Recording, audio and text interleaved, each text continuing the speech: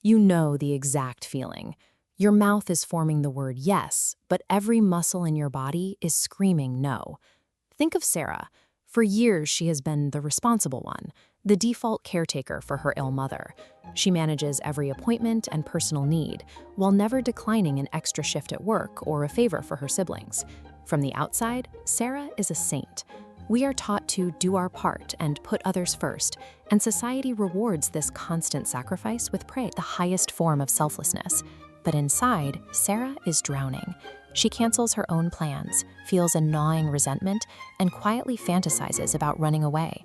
She is exhausted, and her relationships are suffering, leaving her snapping at her mother only to be hit by a wave of guilt. Acting from external pressure creates a state of existential dissonance. This is the persistent, uncomfortable feeling that your life is inauthentic or disconnected from your true self, even if it appears successful to everyone else. This raises a question. Why do good deeds feel like a prison sentence to the person actually performing them? Obligation is a feeling of being compelled to act by external pressure. It isn't a desire. It is a reaction to ingrained conditioning and a fear of judgment. It carries a subtle undertone of burden and resentment. True virtue, by contrast, springs from an inner wellspring of alignment. It is an expression of your deepest values that flows naturally and joyfully, rather than being forced or begrudged. A sense of obligation is not a measure of moral character. It is a pseudo-choice, a mask for a lack of genuine willingness to act. These feelings of obligation don't appear by accident. They are rooted in how we absorb the world during our earliest years. We develop what are known as inherited scripts. These are the unconscious patterns, cultural narratives, and familial expectations that we passively soak up from our environment until they feel like our own. Every time we respond to these external expectations, we strengthen the associated brain pathways.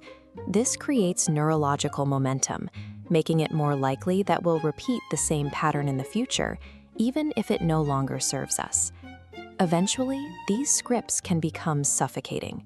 We become trapped in a web of I should and I have to, narratives that tell us how to live without ever asking if those choices align with our own wisdom.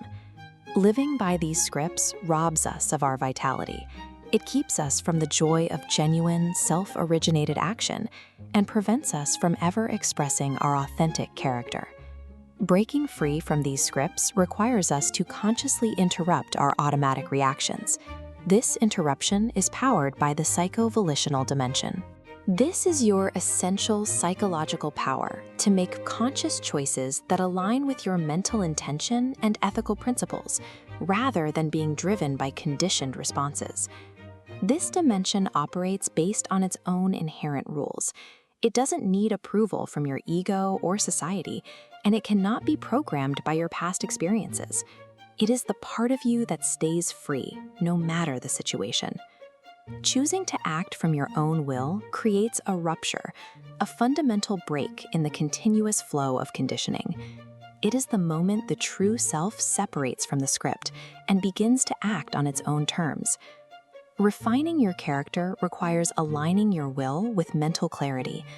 Without this volitional engine, your actions remain reactions to the patterns you were given. But if we stop acting out of duty and obligation, do we simply become selfish?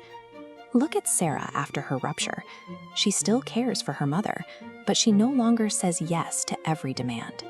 She has set boundaries and asked for help. She hasn't abandoned her responsibilities. She has redefined them to be sustainable. This is the psycho-transpersonal dimension.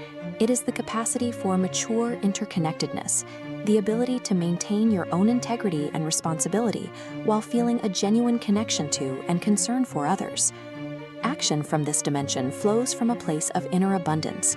It allows for a contribution that is generous and sustainable because it comes from a place of authentic alignment rather than guilt. True virtue in collective action requires you to honor your own well-being.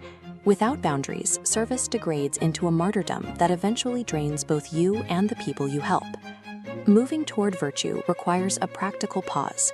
You must learn to observe the feeling of obligation and actively delay your response.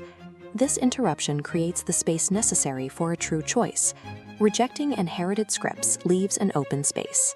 This space is then actively filled with ethical principles and values that you have authored for yourself.